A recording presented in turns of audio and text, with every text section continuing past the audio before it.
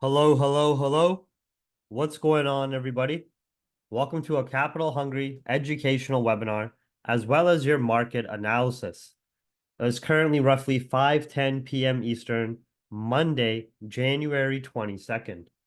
This is the webinar flow and the schedule I got planned of the events we will be covering through this specific Zoom meeting.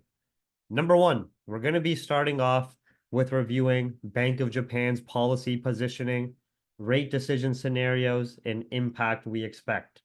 Number two, we're going to be reviewing the ECB rate decision, analysis, scenarios, impact. Number three, we're going to be looking at US dollar price positioning, gold, and US equities in the example of Dow Jones, and seeing where the rate pricing narrative is sitting.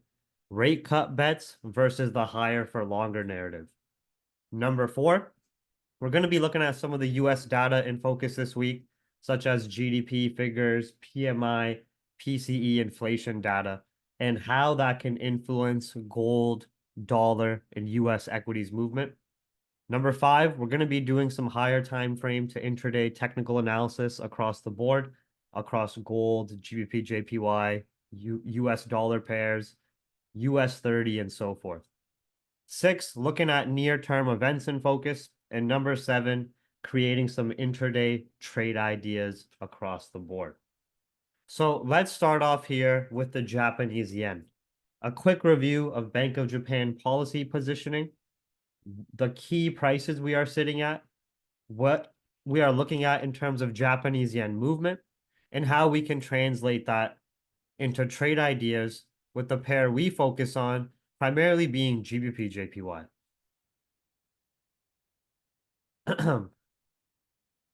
So we've already talked about it in several educational webinars, and it's nothing new. Most of us who have gone through the educational webinar process should understand why the Japanese yen has been so bearish.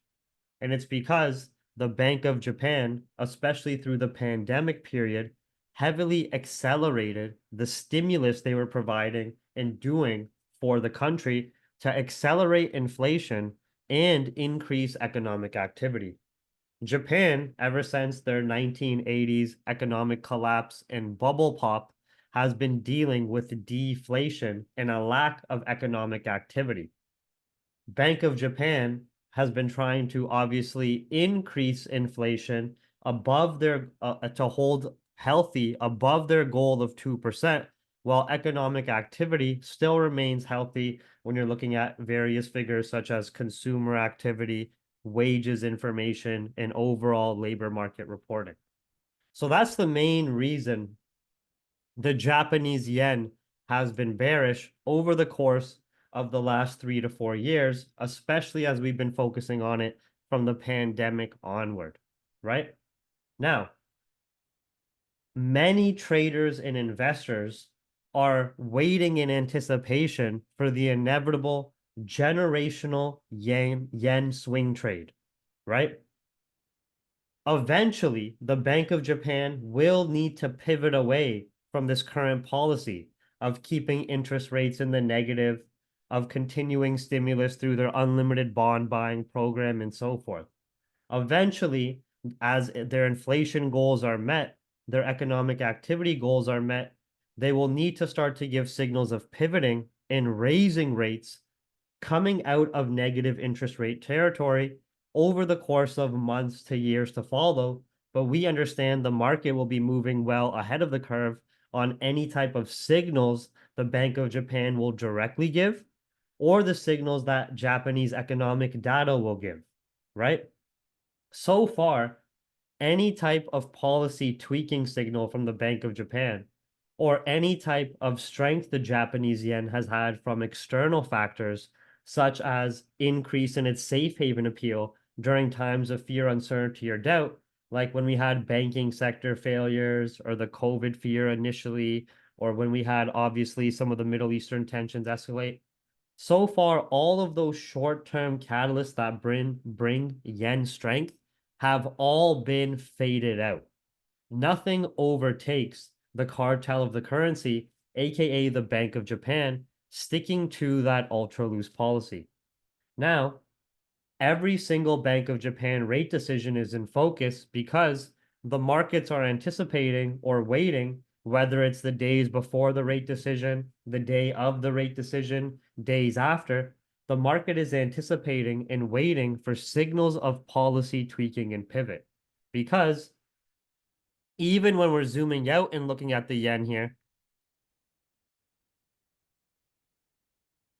you can see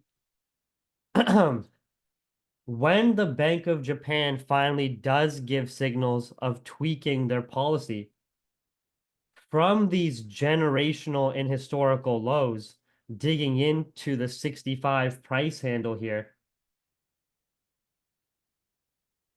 which I still see us digging deeper into here, we're going to be seeing upside on the yen as they give signals of increasing interest rates, tightening financial conditions, unwinding the ultra loose policy that's been maintained for consecutive years.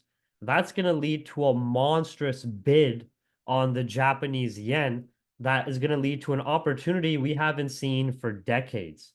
Japanese yen having a rally from potentially the 65 price handle, minimum going to retest these previous higher time frame lows and retest of higher time frame bearish structure being into the 80 price handle there.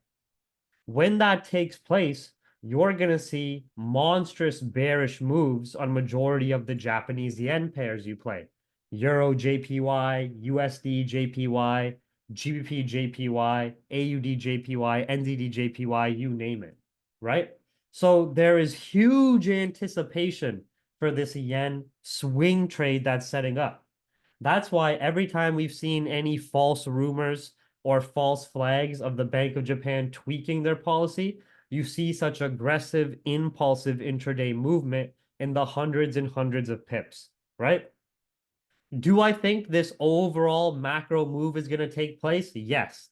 I think it's inevitable. Bank of Japan can't keep stimulating their economy forever. Eventually, inflation will remain healthy above their 2% goals. Economic activity will remain relatively healthy, and they will start shifting policy, and this generational yen swing trade will set up. Do I think the time for that is now, right at this specific Bank of Japan meeting coming up? No, I do not. What are the reasons for that? Well, let's zoom in more and understand that from a technical perspective, Japanese yen can still be digging right into these lows, even lower before buyers are entering from better price positioning, which is still some very significant ranges to play on the intraday perspective, going from current 69 to 68 price handle down to 65. And when we're looking at the factors that are actually influencing Bank of Japan's policy positioning, we can see that Bank of Japan's Ueda is not satisfied with the inflation image in Japan just yet or the economic activity outlook. We can see that from their last Bank of Japan rate decision that was released, the statement released here on December 19th, 2023. That still led to the Japanese yen being bearish, started to lead to that very nice continuation rally on GJ from that 180s demand zone, right? So look, the bank decided by a unanimous vote that they're still going to be sticking to the negative interest rate policy and that they're still going to be sticking to their unlimited Bank of Japan, unlimited Japanese government bond purchases, right? Still continuing their unlimited bond buying program. Both of these, right off the bat, are showing that they're still sticking to the ultra loose policy, right? Now, all of these figures are still showing that they want to be sticking to their ultra loose policy. The next important point is starting to look at number 2 and number 3 when they're sharing some of their economic outlook focus and inflation focus. And remember, this is only from a month ago, right? This is from December 19th, pretty much exactly a month ago. Not much has changed to not much has changed in Japan's economic activity or inflation image to really show the Bank of Japan starting to shift from here. Inflation is still relatively stagnant, just above 2%, and we can see other economic activity not as healthy as Japan would like. But look, number two, Japan's economy has recovered moderately. The pace of recovery in overseas economies has slowed. Although exports and industrial production have been affected by the developments in overseas economies, they have been more or less flat, supported by waning effects of supply side constraints. One of the biggest problems that Japan is having with inflation is, yes, inflation is above 2%, but the number one primary reason is because of the extreme stimulus Bank of Japan has done. They want to see inflation remaining above 2% for more organic economic reasons, like their industries flourishing, right?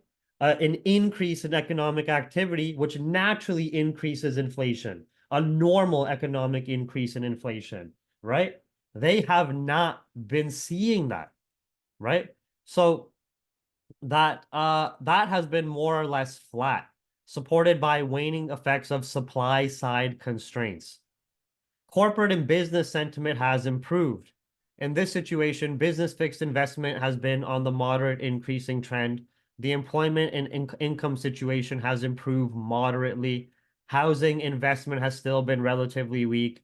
Public investment more or less flat. Financial conditions have still been accommodative, aka loose conditions, right? And here on the price front, even though CPI has increased, it's still slower than a while ago, mainly due to the effects of energy prices still being softer and not having full economic activity rising as they want, right? So they're not expecting to see a huge surge in economic activity.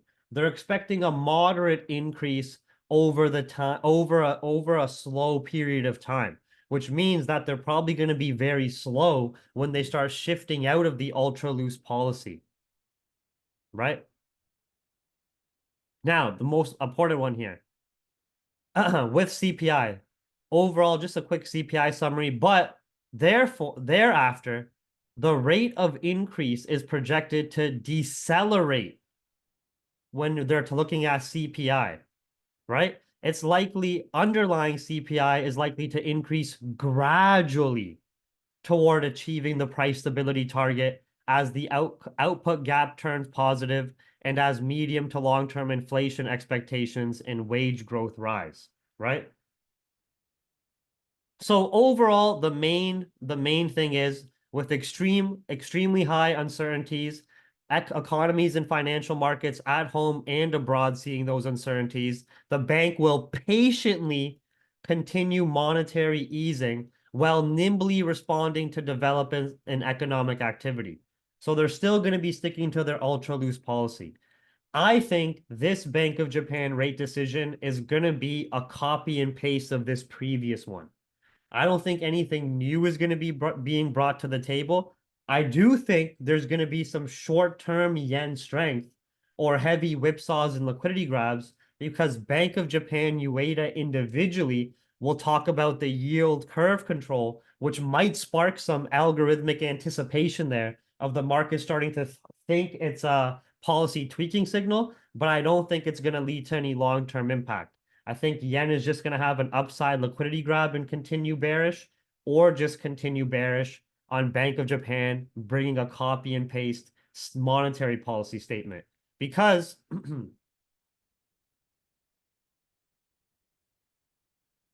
when we're looking at Japan's CPI, I like to look at Tokyo CPI, but we can look at it all. When we're looking at, sorry, I can't be on the monthly here.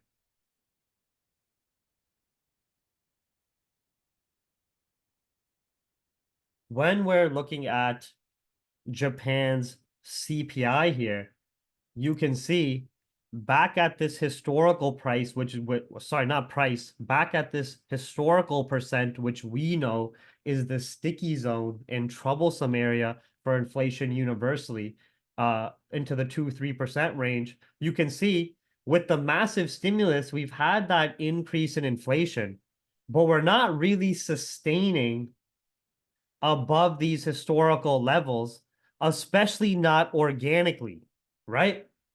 So, what the Bank of Japan is forecasting is that inflation can still be decelerating slowly while long term increasing gradually. That means as soon as the Bank of Japan is seeing, after a slight deceleration, that Japan CPI is starting to increase gradually, report after report, I think that's going to be the moment when they start to jump in and give policy tweaking signals. When inflation is starting to gradually increase slowly, maintaining above the 2% target, maintaining above this historical sticky zone, and doing it without massive continued stimulus, right? You can even see, as Bank of Japan in their rate decision statement from December 2023, we were reading, said they're still expecting CPI to decelerate in the near term before increasing gradually in the long term. You can even see that with specifically this week.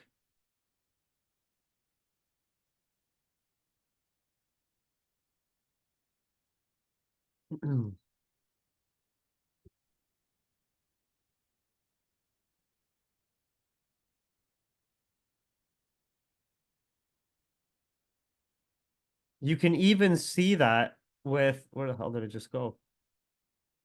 This week, CPI Tokyo is expected to see, excluding food and stuff, but it's the one we have a forecast for, is expected to see a slight decline to 1.9%.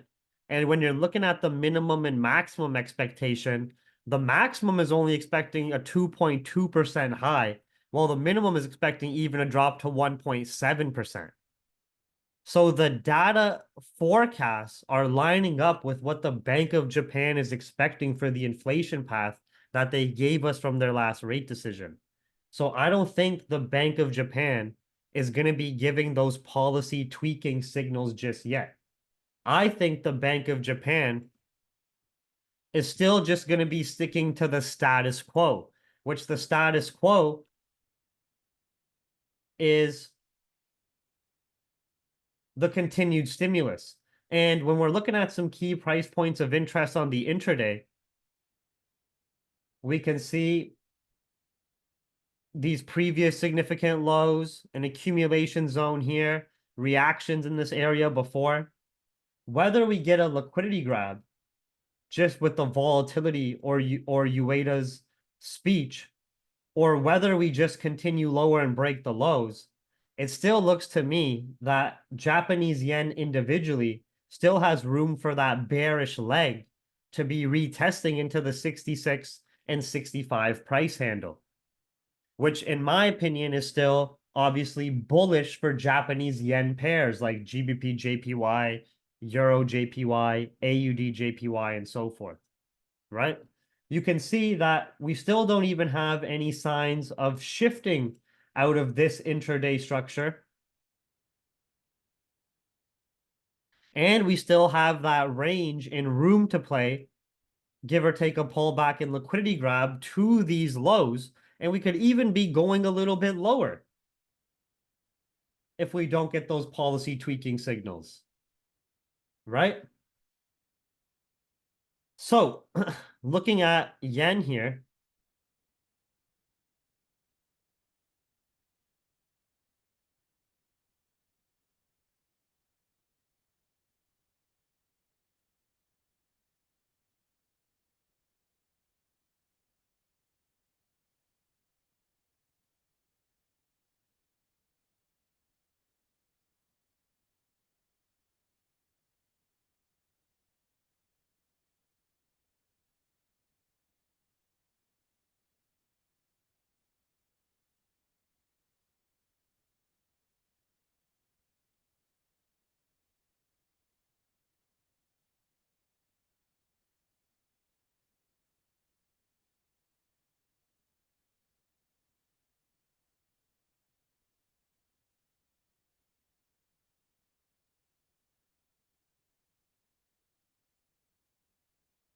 So Bank of Japan rate decision. The market is in heavy anticipation for Bank of Japan pivot signals for that obvious yen generational swing trade. But Bank of Japan is still sticking to their ultra loose policy from what we've read from their last rate decision. And we played that, right? That was one of the main reasons GJ started to have that rally from the 180s up. And now we're back to the 188s again, right? Now, that last rate decision statement we just read was very dovish. There was no signs of even talking about rate hikes, of tweaking the policy, of changing anything. They said we're still sticking to the ultra loose policy. Inflation may decelerate in the short term, then start to gradually pick up after. We still need to see more economic activity in Japan, and we're not there yet, right? Not much has changed from 30 days ago to where we are now. Economic data is even expecting Tokyo CPI to be seeing some declines later in the week and still being relatively stagnant and troublesome back at those historical sticky zone levels in the 3 to 2% area. And Japanese yen individually from a technical perspective is still respecting very nice bearish market structure, very nice bearish price action, and still has ranges to be digging back into the 66 price handle. Now, the one thing we have to look out for is if we start to see more impulsive Japanese yen bears, the same time dollar is starting to stabilize and get the bulls back into play, we can see that if UJ starts to reach those high prices again into the deeper 140s and 150s, that the potential for Japanese yen currency interventions, those stealth currency interventions come back to the table, right? It's not going to happen only if Japanese yen is going bearish. It's going to happen if USD JPY is specifically breaking those threshold prices into the deeper 150s, because then that starts to hold negative impact for the Japan economy on a global scale, on an international scale there, right? So keep that in mind. So with that being said,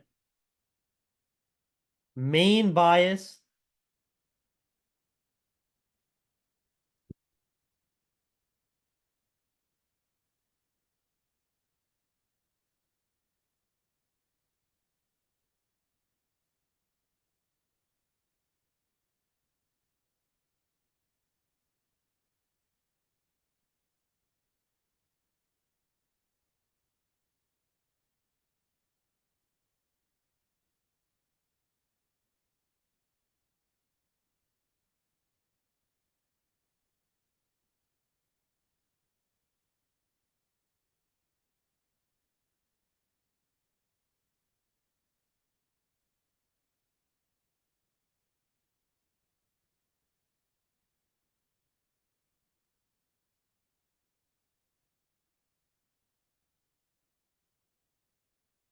Secondary bias is policy tweaking signals, which would lead to breakout impulsive buys above 69 and 70.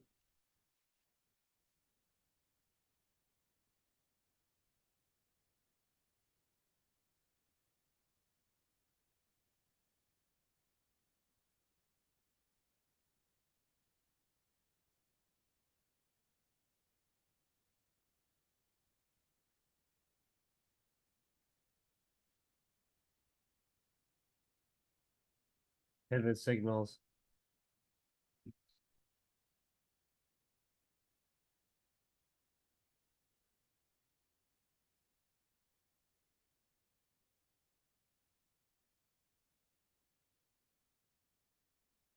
So how does that translate when we're looking at GJ?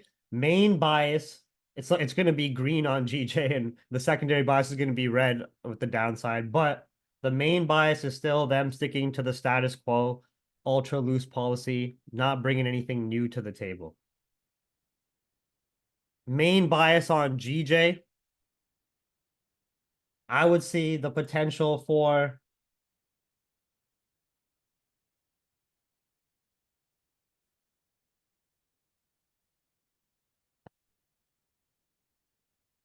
a liquidity grab to sweep this demand zone and continuing higher. or just straight starting to break above these last candle bodies and continuing higher.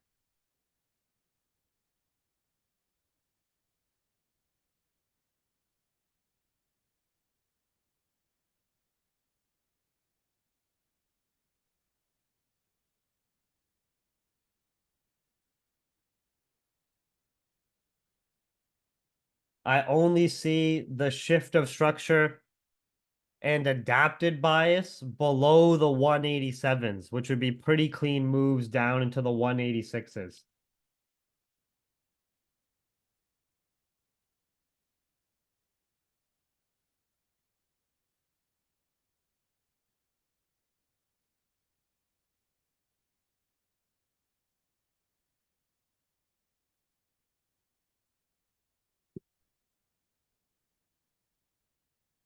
Right. Now, the second part, Euro USD and the ECB rate decision. Now, so far, we've started to see that we're potentially getting a shift of structure here and more bear starting to come into play as dollar has started to pick up strength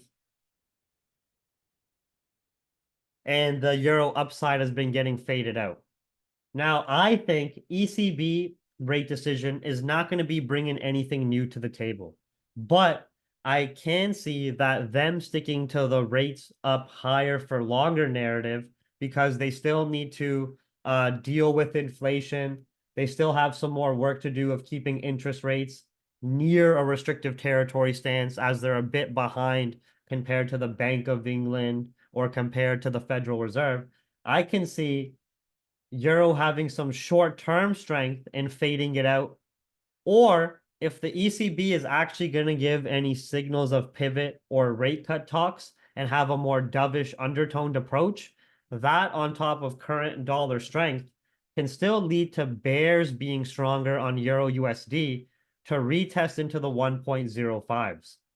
I think we're either going to see one of two things. So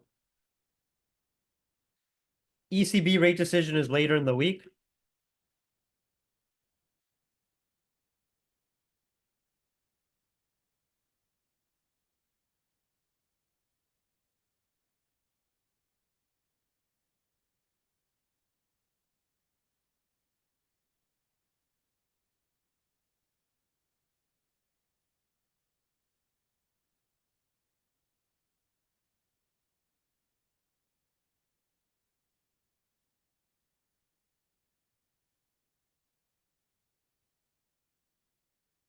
I see one of two things here. One, either they just do a copy and paste rate decision, still sticking to rates being up higher for longer, but not really bringing anything new to the table, not really doing another rate hike, not really increasing their tapering measures, just a copy and paste. I can see that leading to a short-term pullback on Euro USD with less market volume and volatility and just starting to come back down into these same lows.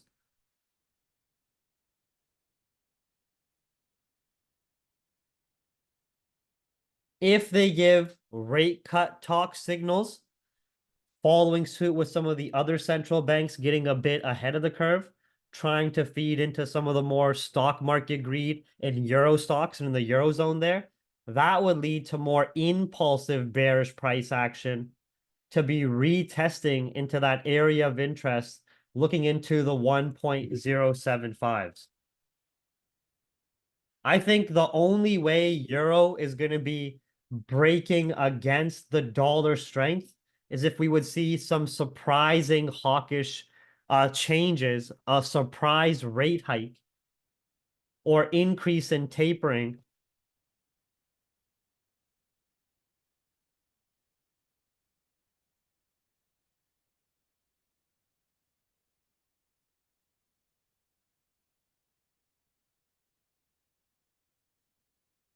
I think the only way we're going to see euro USD be breaking above 1.095s really would be if we get a surprise rate hike or a confirm of rates being up for a longer period of time, sorry, or a confirm of increase in tapering. Without that, I think we're just going to see a euro liquidity grab from a copy and paste ECB rate decision, then dollar strength take over. Or if they do get ahead of the curve and give rate cut signals, just some impulsive weakness there. I don't think they should be giving any rate cut signals just yet. They're a little bit behind the curve with their fight on inflation. And inflation in the Eurozone can be a lot more troublesome when you're looking at energy cost impacts and the price of commodities, especially natural gas and crude oil, which is still holding right now. It's been softer, but it's still holding at higher prices for the time being when we're looking at crude oil still above like $60 a barrel. But I think the highest probability is seeing the copy and paste ECB rate decision. I think this is the highest probability. This is the second highest probability. This is the third probability, is the adapted mark here. Okay. Now, looking at gold, US stock market,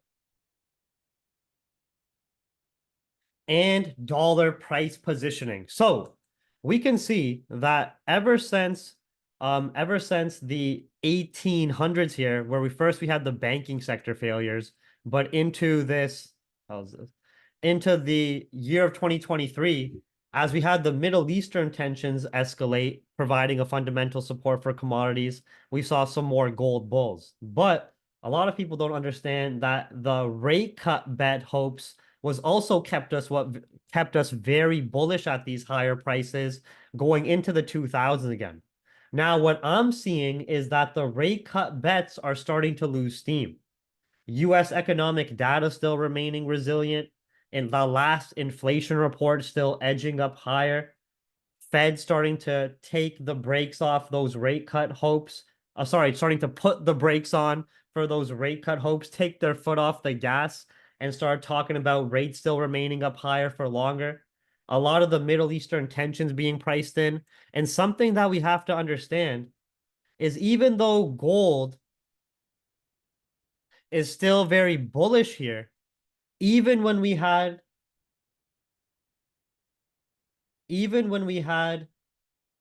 the COVID mass fear, uncertainty, or doubt, even when we had Russia invading Ukraine, even when we had the banking sector failures, even when we had the Middle Eastern tensions and earlier rate cut bet hopes, which is also bullish for gold, gold has still struggled to remain above this very key 2060 to 2070 price. Even when we had those all-time highs printed, it was very short-lived in the macro image of things and snapped back below here. Now, when we're looking at the 1-year path, 2-year path on gold, am I still macro bullish? Of course I am. But we're not going to be investing in gold holding positions for 2 years. We're day traders and scalpers.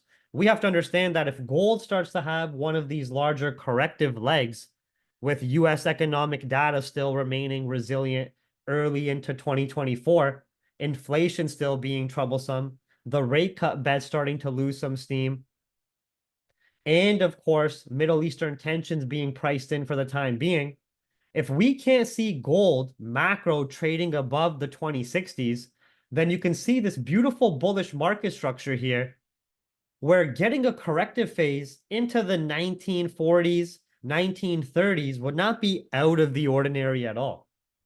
This week, and from the previous weeks, yes, US equities printed a new all-time high, but you can see we snapped back pretty quick, and we're not showing huge major buyer volume yet, especially as we're going into some of the more important US economic data in the second half of the week and FOMC in the end of the month here.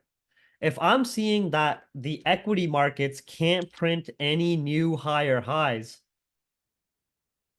in terms of their price positioning, and we start to see buyers liquidate positions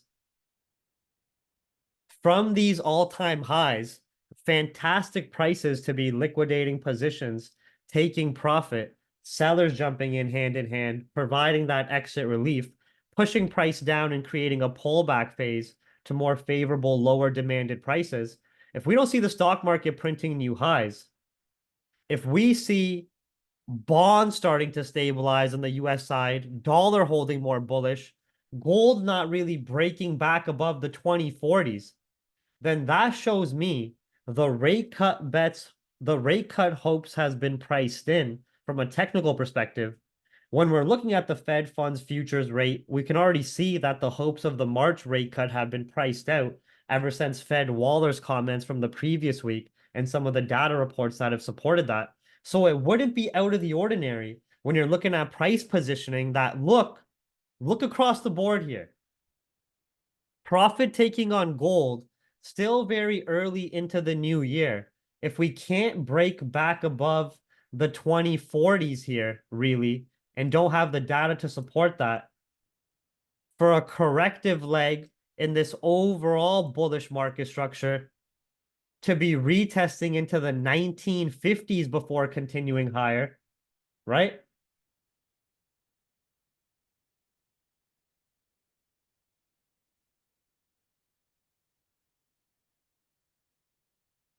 Why?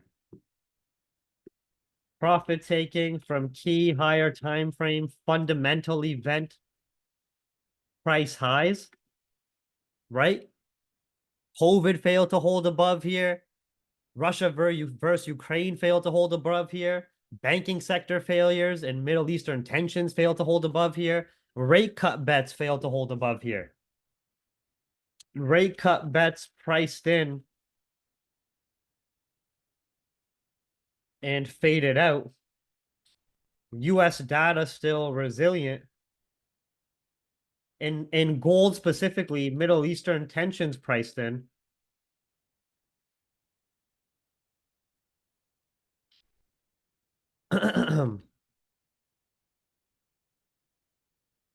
More demand US dollar, higher inflation, showing rates up higher for longer, right?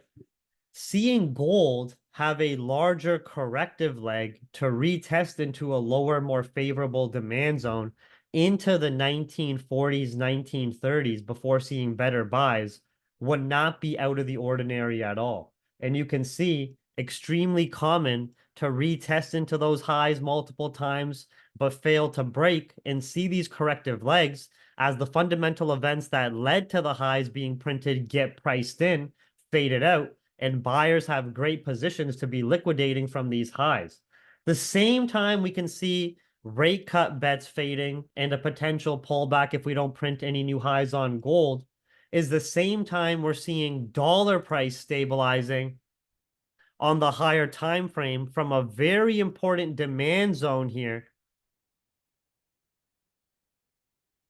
at the 102s and potential more for some upside rally in the dollar is also the same time we're seeing equities peak new all-time highs, which more times than not, whenever you have a corrective phase in equities, you're going to be printing new all-time highs. And I'm not expecting some stock market crash. I'm not expecting to see some panic selling or anything severe, but when you're looking at this broad bullish market structure, even minimum, if we start to fail to print any new highs on the intraday here, if we start snapping back below the 37,500s, we start to see more bullish price action, the dollar, and price stabilization in the dollar. We're starting to see the rate cut bets being faded with gold being more bearish as well. We're seeing reasoning to support that with inflation still being elevated and more hawkish Fed sentiment as well. Seeing a corrective phase on equities to at least retest into the 36K price handle would not be out of the ordinary. And it's not like after having very aggressive bullish rallies that you can't see some type of correction, right? And every time you have that correction, you actually peaked one more little higher high on the intradays at that time and then started snapping back below the previous key highs, failing to break higher. and starting to see a controlled corrective leg take place. If we start to see the rate cut bets being priced out, dollar starting to see some more demand from those lower prices into the 102s, some more weakness in these asset classes that have been supported by rate cut hopes, then seeing a corrective phase on US 30 would not be out of the ordinary at all, right? Now, the key points here is if US 30 fails to print any new highs, and especially if we can start snapping and closing back below the previous highs here technically. This would also be supported with our intermarket correlations of the volatility index showing some more strength, dollar being more bullish. When you're looking at the Fed funds future rate pricing, the rate cuts getting pushed deeper into 2024 or even getting pushed out of 2024. Fed speakers being more hawkish undertoned, FOMC being more hawkish toned, killing some of that greed we saw from the Christmas rally. And again, I'm not here trying to call a monster big short or stock market crash or some crisis. But as narratives and fundamental events get priced in, corrections take place. Look at here. Bullish rally. You even peaked one more key higher time frame high at that time, then instantly started snapping back and closing below previous highs and had a controlled correction. Right?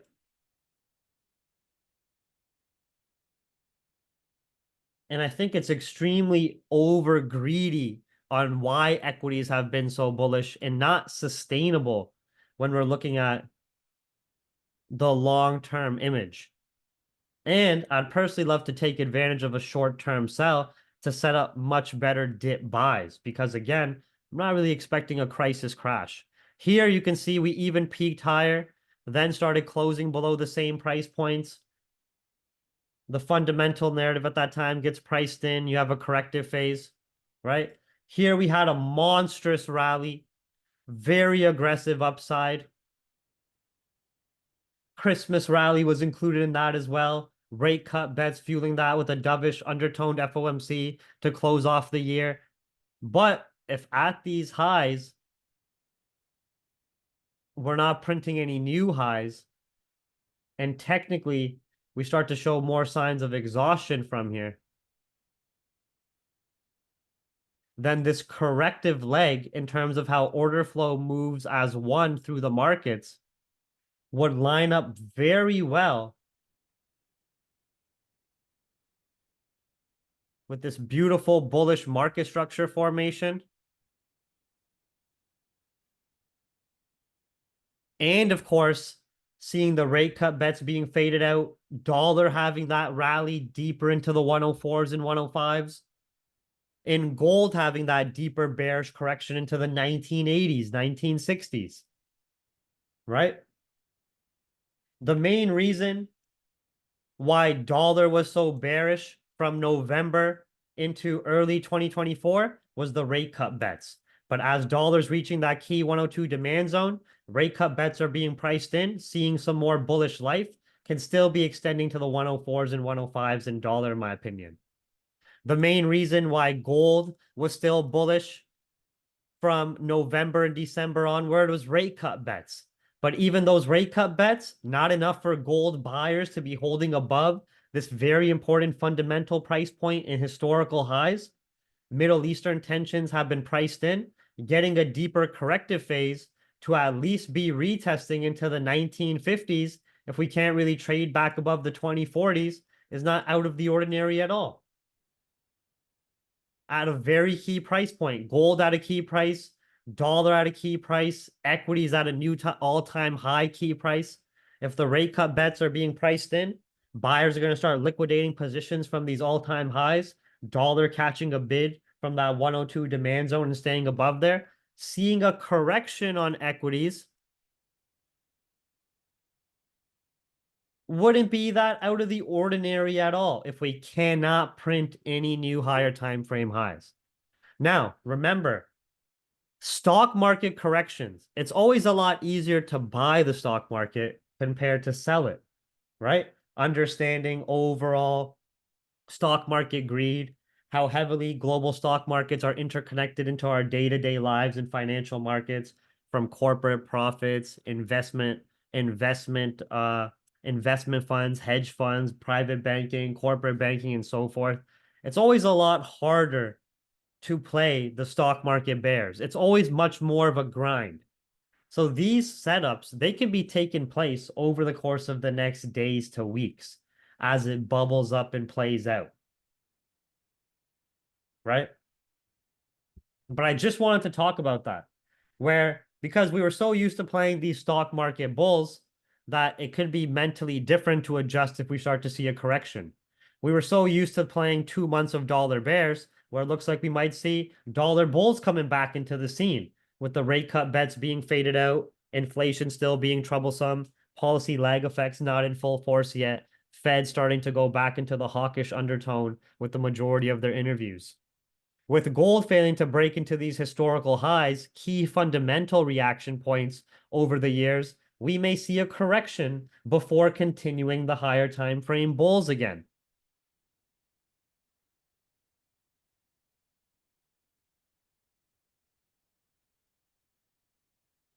Now, I know I've been rambling for a period of time, but quick summary, does everything make sense to everybody in terms of what we've been talking about so far?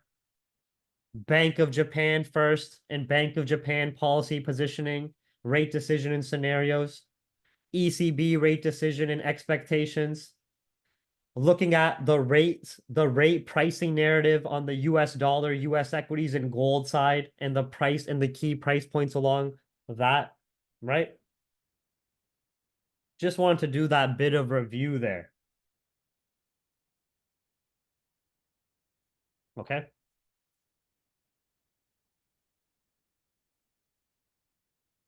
Now, into more of the near-term events. Later in this week, we do have US GDP and PCE pricing data and some PMI figures in focus. If in the example of gold and looking at dollar, if we can't really be breaking back above the 2040s on gold, and especially if we're breaking below the 2000s, if GDP is still relatively resilient, but more importantly, if inflation is still elevated, shaking some of those rate cut bets, we can easily be seeing corrective legs down into the 1980s and into the 1940s over the course of the days and weeks to come. It's getting quite difficult to be buying gold at these historical high prices without any fresh fear, uncertainty, or doubt, without any major impacting geopolitical tension escalations, and without any further fuel to be feeding the rate cut bets narrative. And it would be a beautiful retest of higher time frame structure where if we fail to break those key historical and fundamental prices here, it'd be a beautiful correction to better buy zones, in my opinion. As over the course of the next months is when we'll start to see US economic data get weaker, with policy lag effects becoming a lot more hard hitting and more impactful deeper into 2024, like we've been anticipating and waiting patiently for months now, as more tensions may come to the table and we see more global fear, uncertainty, or doubt rising deeper into 2024.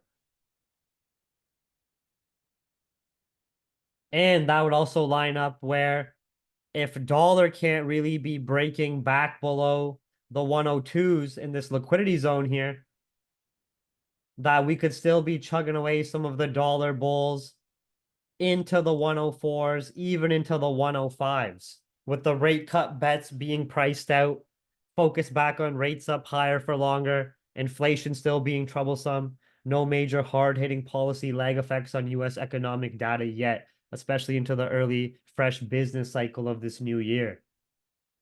Okay? Even when we're zooming out and looking at gold here, we can also see just on the intraday time frames starting to get more of that break of bullish structure and shift into bearish structure which I'm saying even if we retest into the 2040s and 2045s, would still be looking bearish or just starting to dig lower, at least going into the 1980s. With a clean shift and break of structure in this area here, potential to retest into that supply zone to collect more sell orders from better prices, or just continue straight lower.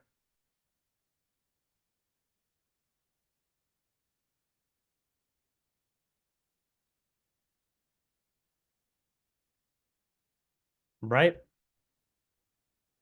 The same time, dollar starting to show us some more bullish life by one, holding that very important higher time frame demand zones into the 101s. Two, starting to shift out of this bearish structure. Three, having this accumulation and breakout showing more buy orders. Four, potential areas of interest of still digging up into the 104s, give or take a liquidity grab and pullback into this accumulation, or just straight continuing bullish into the 104s and 104.5s. All right. Now, the intraday trade ideas for the coming sessions. I'm still expecting gold, dollar pairs, and US equities to be relatively mixed until later into the week when we get the ECB rate decision out of the way. We have the US GDP data, PCE pricing data, and so forth. What we're expecting to see volatility for tonight is, of course, the Japanese yen with Bank of Japan rate decision, which I've given you a full breakdown on. We'll talk about that on GJ as well with current price positioning, but it's the same ideas we already reviewed. So in terms of market conditions, volume, and volatility, I'm still expecting dollar to be ranging a little bit softer or just starting to slowly continue more bullish again, but not expecting to see that major volume until later in the week. I'm still expecting to be seeing the volatility index ranging, but hopefully giving us a bounce from that same support level and seeing some profit taking on the stock market from the new all-time highs. Gold is still respecting that bearish bias and shift in structure from last week's, especially as we're trading below the 2030s and 2040s.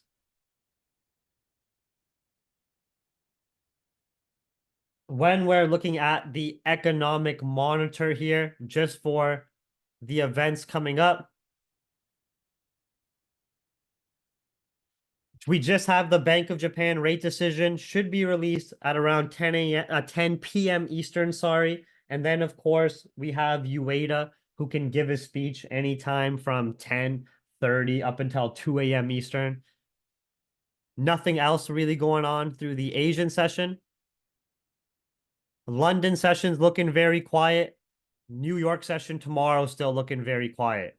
We just have chain store sales for Japan at midnight, but that's not going to hold much weight as the main focus is Bank of Japan rate decision. Going to be heavy volatility with that, so be careful. And then we just have a consumer confidence report during the North American trading session, but for euro. So still expecting Tuesday outside of the Japanese yen movement to be relatively subdued volume and volatility when we're looking at dollar pairs, equities, and gold, and dollar individually. Overall, I still see dollar holding bullish. If we hold above the 103.2s, can break above 103.6s, even a short-term pullback to 102.6s, I'm still bullish on dollar. Yen, even if we get a liquidity grab to 103s, just break the lows, I'm still primarily bearish on the yen unless we get clear-cut policy tweaking signals.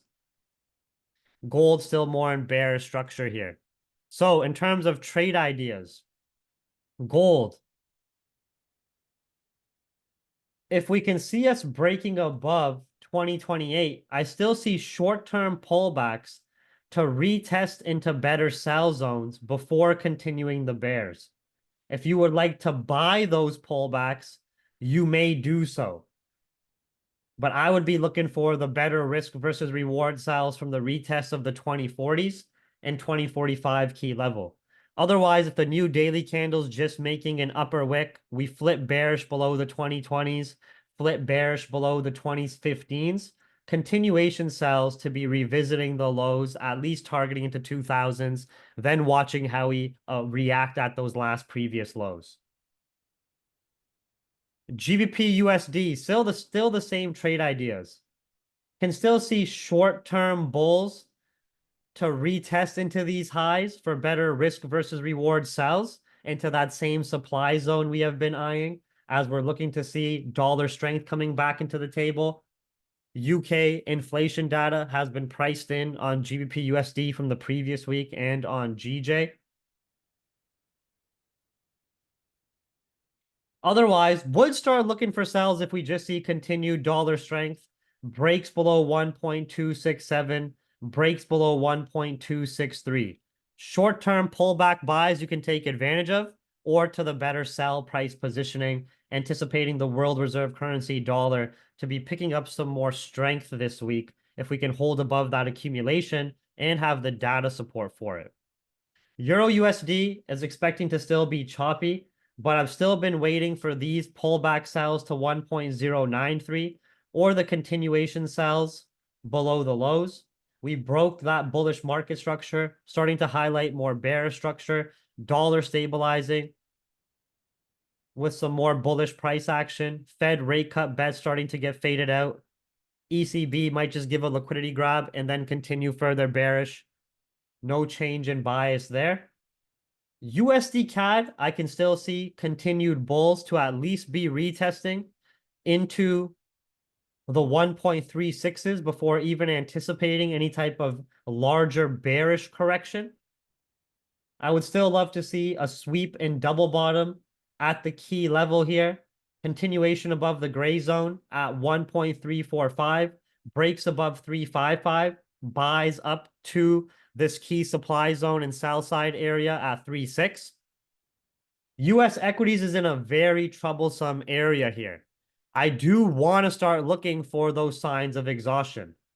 If, of course, we break above the highs, continue the bullish rally, greed is not out yet. If VIX is still bearish, dollar still flat.